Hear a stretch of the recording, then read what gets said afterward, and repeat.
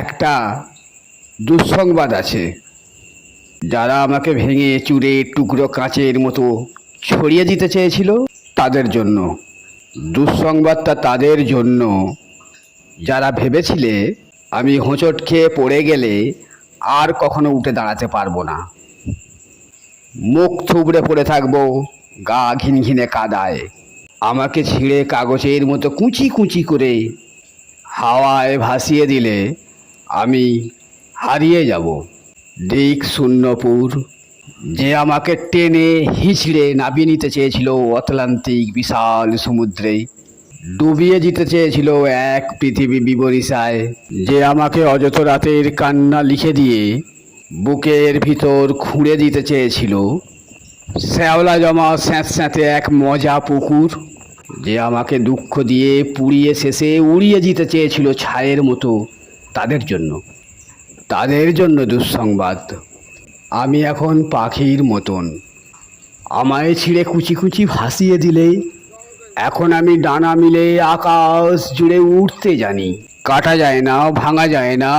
আমি এখন জলের মতো ভেসে যেতে যেতেও হঠাৎ জলোচ্ছ্বাসে ভাসিয়ে দিতে আমিও জানি।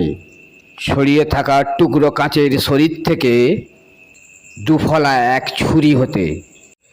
এই যে মানুষ দুঃখ দিতে দুঃখ ভীষণ, সেও জানুক আমি এখন হাসতে জানি। শ্যাওলা জমা পুকুর জুড়ে আমি এখন রোদের মতো ভাসতে জানি। প্রস্থানের গল্প লিখেও ইচ্ছে হলে আবার ফিরে আসতে জানি। আমি এখন পুড়ে যাওয়া ছায়ের ভেতর জেগে ওঠা ফিনিক্স পাখি।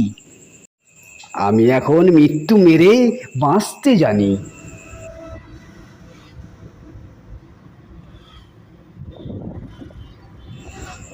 আমি এখন পুড়ে যাওয়া ছায়ের ভেতর জেগে ওঠা ফিনিক্স পাখি।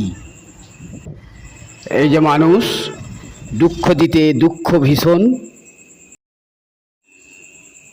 সেও জানুক আমি এখন হাসতে জানি।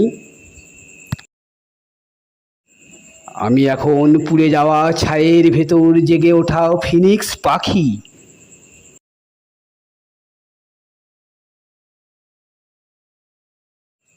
আমি এখন মৃত্যু মেরে বাঁচতে জানি। যেতে যেতেও হঠাৎ জলোচ্ছ্বাসে ভাসিয়ে দিতে আমিও জানি। ছড়িয়ে থাকা টুকরো কাঁচের শরীর থেকে